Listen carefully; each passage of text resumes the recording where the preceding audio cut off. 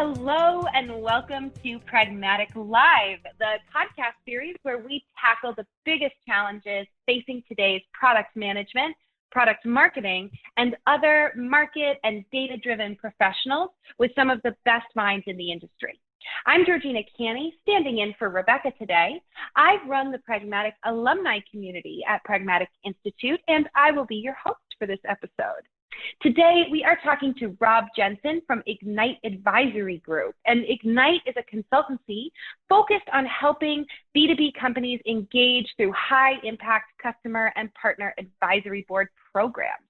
And we're lucky to talk to Rob because he's got over 20 years in marketing, communications, and business development leadership with leading enterprise, business-to-business software, and technology companies.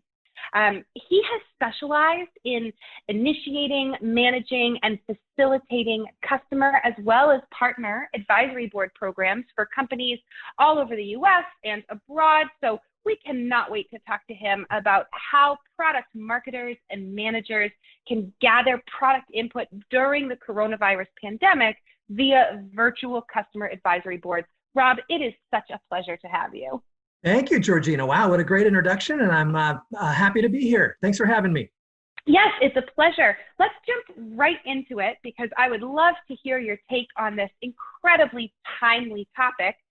Why is customer engagement important at this time? Why is this something that we should be focusing on in the product industry now more than ever?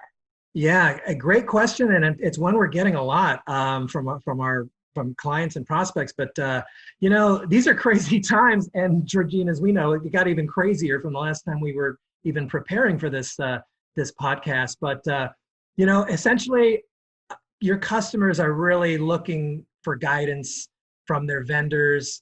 What's changed? What policies or programs or anything that might be different that they would love to hear from their vendors about how to be operating their systems or your programs or your products or services.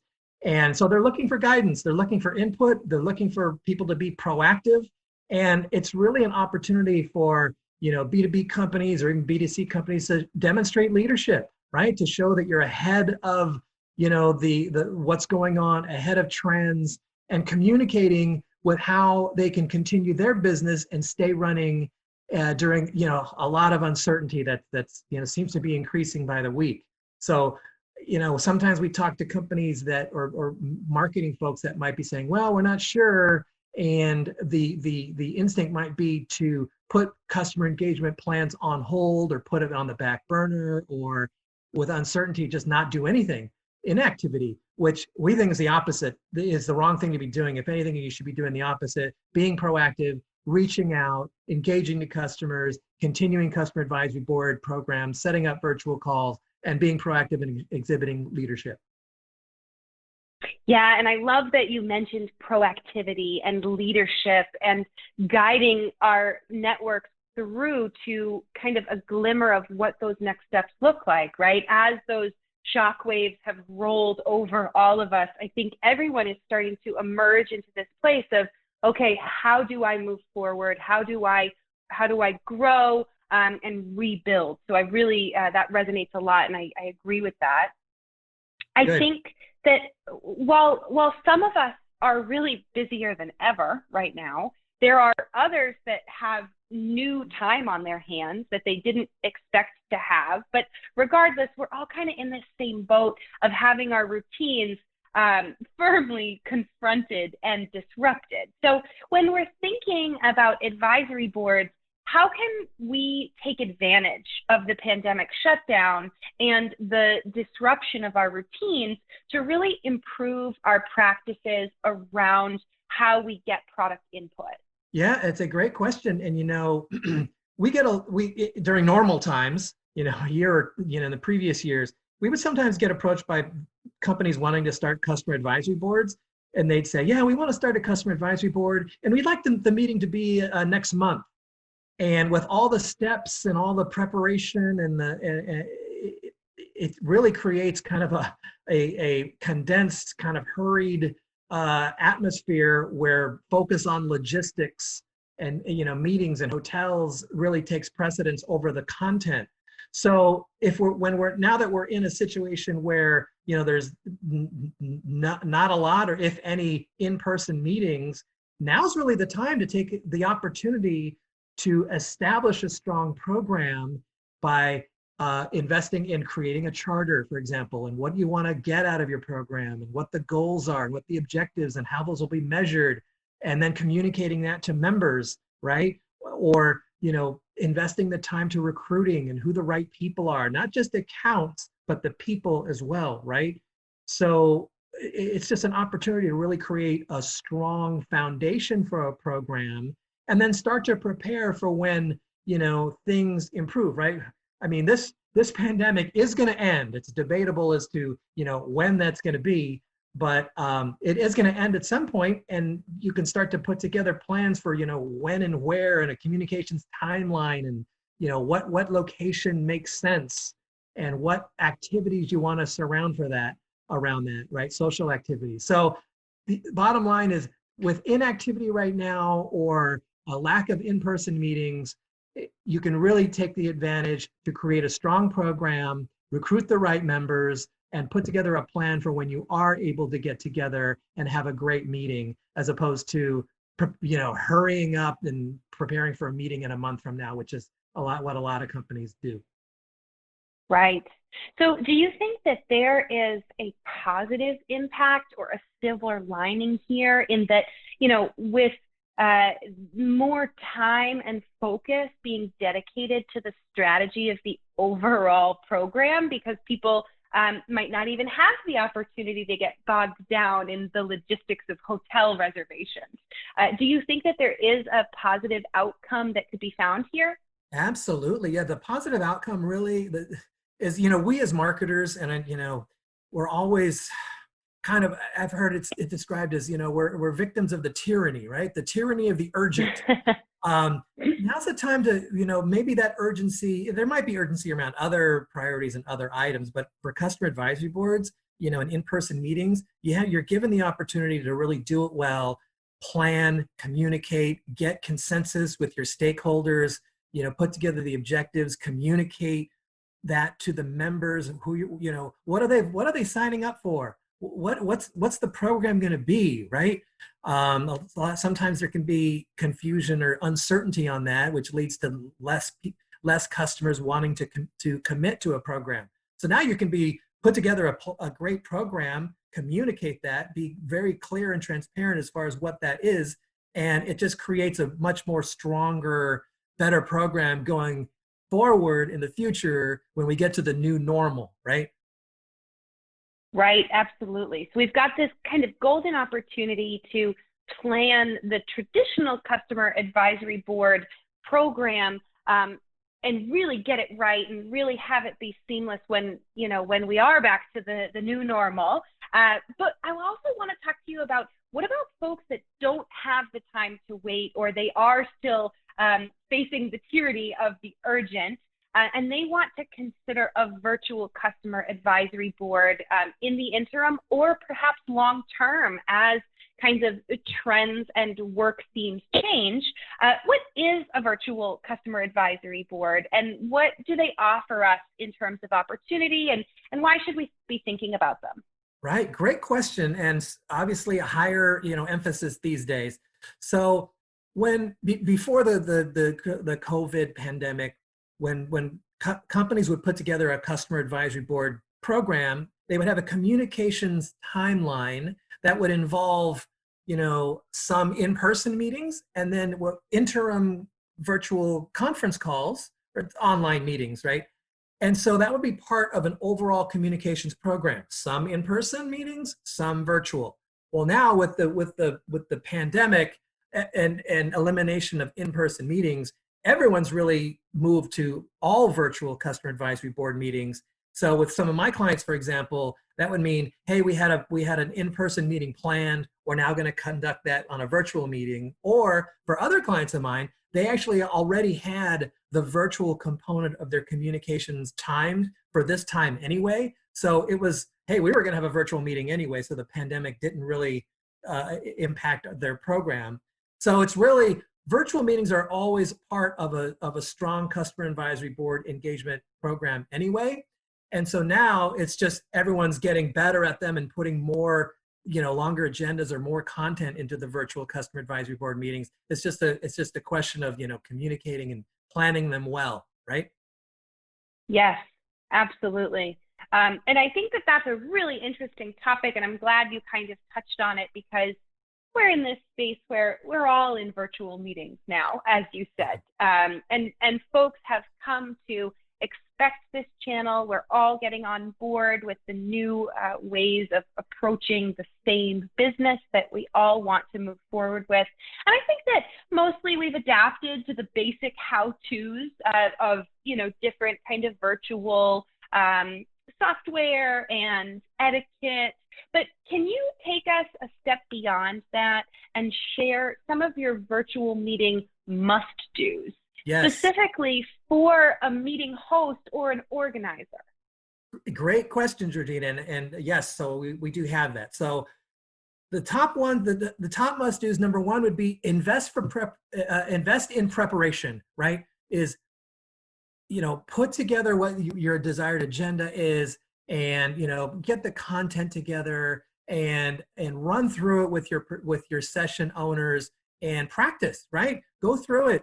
Make sure everyone's confident with it and you have the most latest information. And so put together the time to invest in your meeting. The more practice, the better it will be. Number two would be plan for engagement, right? Too many companies just get together a PowerPoint and they have people for 90 minutes and they just want to present for 90 minutes and any questions at the end. We don't recommend that. We recommend that you plan for engagement by posing questions that you're trying to get answered in the beginning, right? Here's what we'd like to learn from you guys, and then plan for ways to get that input, right? So it could be different sessions it could be voting, it could be whiteboards, it could be brainstorming, it could be dollars where people vote with fake money. There's numerous ways to get people engaged, but you want to have a plan for that and plan for engagement. Don't just make it all presentations, or it'll be a very boring one-way advisory board meeting. And if that's what you want to do, just make it a webinar, right? Just make it a one-way virtual webinar and just record it and just make it for people that way. If you don't do that, then it's just a webinar. The other thing you should do is, once you're starting to get together, is consider increasing the frequency. In other words, if you're getting your agenda together and it's looking long and you're looking at, wow, we need 4 or 5 hours, that could be a long meeting for anybody, right? We suggest, 90 minutes to 2 hours max per one sitting. So if you have more content than that, maybe you consider having several meetings. Maybe it goes over a couple days, or maybe you do it over a couple times in the quarters, based on what you're trying to communicate and what you're trying to, input from your members. Consider spreading it out, not just having it all in one sitting or one day, which can be very tough and very boring for members. Number 4 is, use a skilled facilitator, right? If the facilitator will make sure that your agenda runs on time, that you're getting member engagement, that questions are being answered. You do need a facilitator, and you do need an experienced one. If you rely on the session owners or your internal folks, the meeting might not go as well as it could with someone who's skilled and experienced to not only manage a meeting, but gather input and meet the objectives of the meeting. And then number 5 would be, hey, once you've had the meeting, is to communicate all outcomes. And that means, you've had this meeting, you've taken notes. What actions are you going to take because of that? That means getting with your internal folks and, hey, we heard this, here's what we want to do. And then communicate that back to the participants. Hey, we heard you, here's the top 5 things we're going to do, and then be prepared to provide status at later opportunity. So those 5 things would be kind of must-dos for any virtual CAB engagement. Right. And it's interesting that you put the first must-do on the list is practice, because I think that we have all kind of had that feeling of, oh my goodness, I have to be on camera now. I'm not used to this. I'm a little bit out of my comfort zone. Have you seen different organizations, what level of preparation and practice are they doing? Have you seen them doing full dress rehearsals? Is that something you would recommend? Well, so that's a great question. And a lot of times this is where problems can arise. And it's especially with the technology involved, right? I mean, we've all been to Zoom meetings or WebEx or GoToMeeting. There's all these different systems out there. And every one of us has been in a meeting where, oh, I can't hear, what's the dial-in number, how do I chat, there's problems, right? Mm-hmm. So as part of the preparation, it's not only prepare your content and run through it, it's, hey, practice on the platform that you're going to use, and have all the session owners on it, because you don't want all the technical problems to take place in front of your customers during the meeting, which unfortunately still happens sometimes if companies don't practice. So practice on the platform you're going to use, how you're going to get input, raised hands, voting, use that system. That's important, because worst case is, your session owner doesn't prepare or come to the session, and then you can't hear them, it doesn't work. And if you have, 20 customers listening in, it's really wasting their time, and you'll hear about it. Right. So this is kind of along the same lines of maybe don't try a new hairstyle on your first day of a new job. Well, yeah, well said. Don't do anything in front of your customers that you haven't already practiced, right? Because yes, it can go south, and I've unfortunately seen that sometimes happen. Yes. So there was also something interesting you said in your must-dos about adjusting the timelines. And I'm wondering, when we're adjusting timelines and we're adjusting the format and the technology of how these have traditionally been done, should we also anticipate that we need to adjust our expected outcomes from virtual cabs? Or are there ways to really get the same level of value and outcome regardless of the new medium? Yeah, and that's a great question. And as we know, nothing beats face-to-face, right? That's when you're engaged, you're connecting, you're seeing body language, you're seeing facial expressions, you're reading the room. It's much harder to do virtually. So, kind of set expectations with virtual customer advisory boards just can't be as good as in person, right? However, with kind of doing these steps and preparing and planning for engagement and having the goals and what you want to learn, and, putting the questions you want answered on the screen, right? Sometimes people aren't aware that you're asking a question or what you're trying to get from them, right? And, we're all human. They might be multitasking. They're at home, their dog's barking, or their kid walks in the room or something. So how can you make that easy, right? Hey, here's what we're trying to get from you. Here's what we're trying to learn. Here's the question right now. What do you think, right? Is try to make it easy and clear what you're trying to get from the members. And then, like you said, based on what you're trying to convey, how much time do you need for that? Maybe it's 90 minutes or 2 hours, or maybe if it's a detailed product roadmap and you're trying to vet, you're trying to prioritize the top 5 or top 10 features, maybe that's going to take a little longer. Maybe you need to, maybe you need a special day for that. You don't want to have your best session at the end of a 4-hour meeting where everyone's starting to burn out a little bit, right?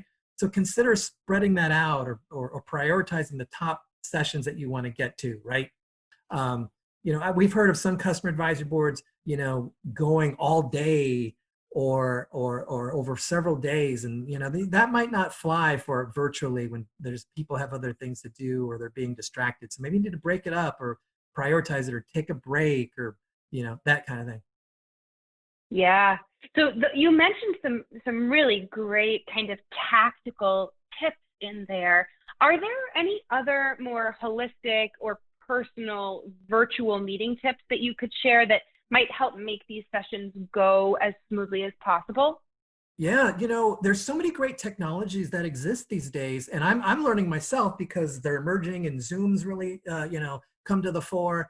But the systems themselves offer ways to engage. So for example, it could be raising your hand, it could be like clapping, it could be where you're given cursor ability and you can circle things. There's polling, right? You can put out a poll and get people to vote on things.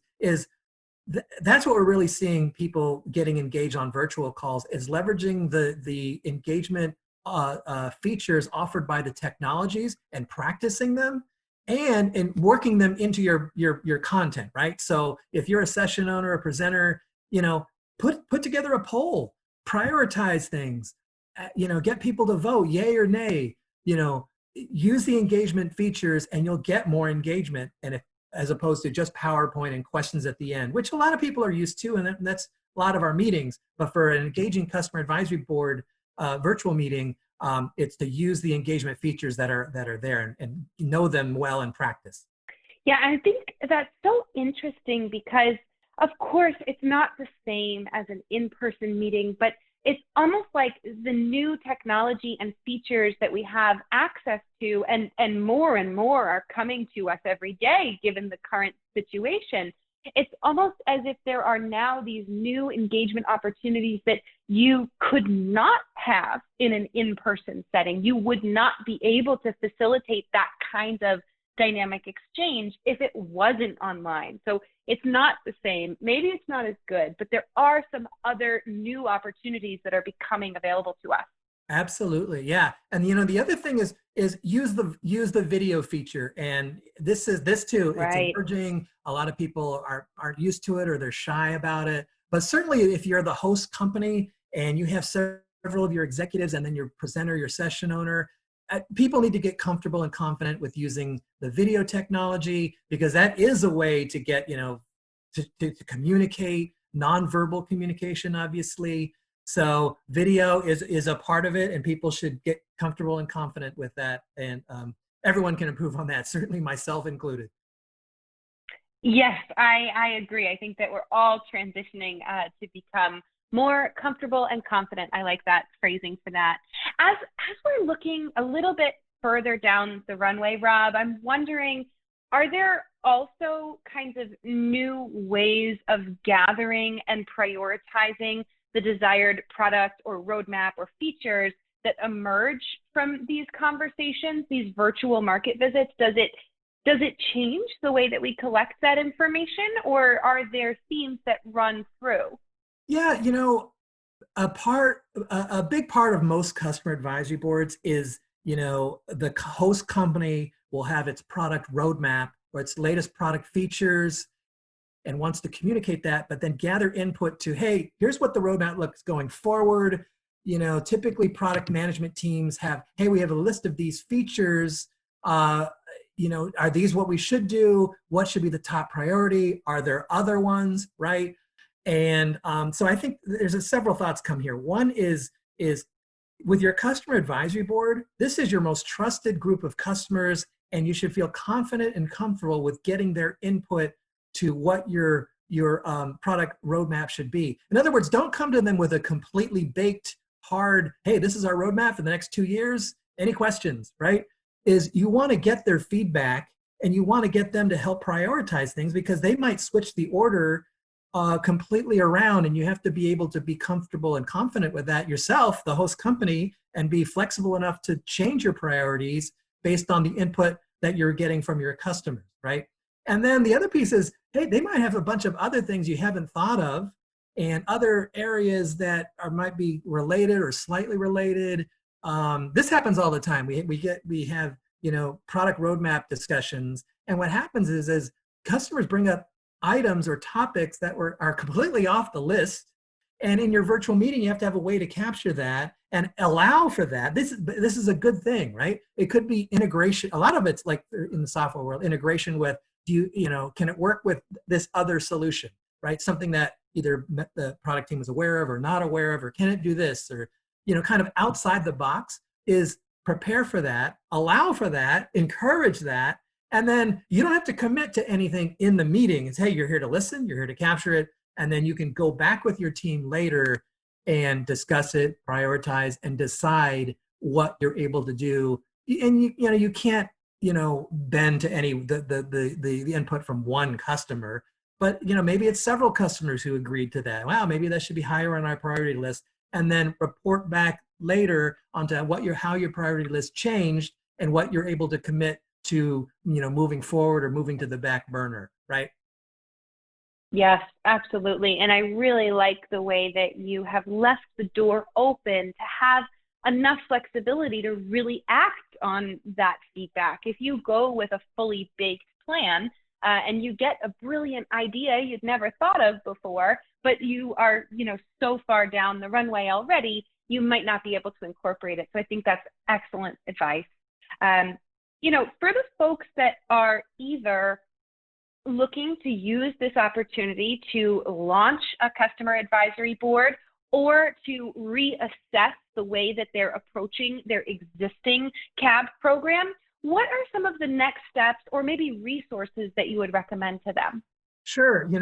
We do get a lot of questions and a lot of, companies just not sure where to start. They want to get customer engagement. They want to start a customer advisory board, and they're just not sure how to get started, what it means, what kind of resources they're going to need, and they're just not sure what to do. So, there are the good news is, when I started, years ago, there wasn't many resources out there, but now there really is. And there's growing, there's blogs and videos and articles and much more resources and information to get people started. My company, Ignite Advisory Group, we do have a resources page where we have blogs and webinars and podcasts and articles and a newsletter. There's certainly ways to, articles to read and get people started. We're very proud of our content, and we provide a lot of guidance for people on how to get started. And the other thing is, if someone's looking to get started on a customer advisory board and they're not sure where to start, or if they have or what typically happens is someone starts a program, it's kind of not going very well, and the executives aren't very happy.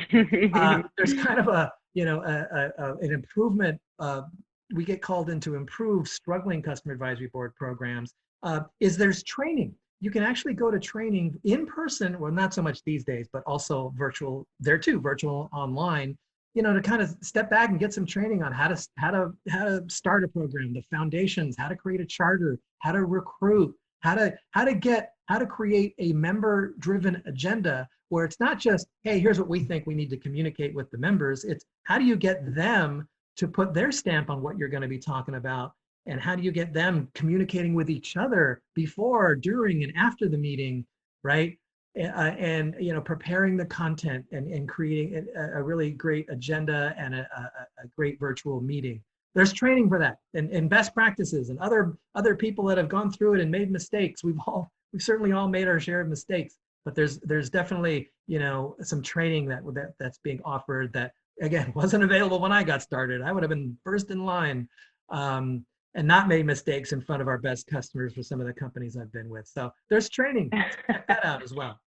Lastly, for anyone who, just has a question or just wants a take on what they're doing, or a problem or challenge of the day, give us a call. We're happy to talk about, give us your, we'll give you our insight and opinion on how to improve a challenge you might be having. Happy to take that call.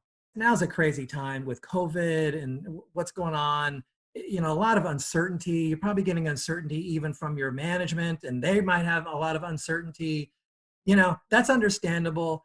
I think everyone has uncertainty these days, and now more than ever, it's important to engage your customers, reach out to them, let them know what you're doing, see what they're doing, where are they struggling, and then get them commiserating and talking to each other, right? And they can share ideas. Hey, here's what we're doing to fix that. Wow, that's a great idea. The value is in engagement. It surprises a lot of companies sometimes how good it is. It surpasses their expectations.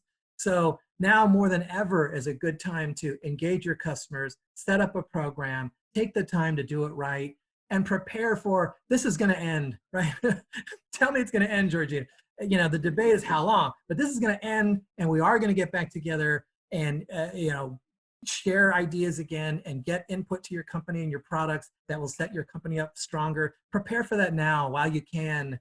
So many people rush this, and I feel bad for a lot of companies that don't have the time to do it. So now is a great opportunity to set up a program and engage customers and prepare for what all this is going to look like afterwards. Things are changing.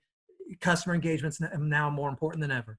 Wrapping up, that does it for today's episode. And I really want to thank everybody for listening. Again, we've been talking to Rob Jensen from Ignite Advisory Group. And Rob, thank you so much for being here with us. This has really been awesome, wonderfully helpful, and incredibly timely. Thanks for having me, Georgina. This has been great. Happy to help anyone who's interested, and let's do it again sometime. Yeah, let's do it. Again, this is Pragmatic Live. Thank you so much for listening. Don't forget to join us next week when we tackle another great topic designed to help you elevate your product, your company, and your career.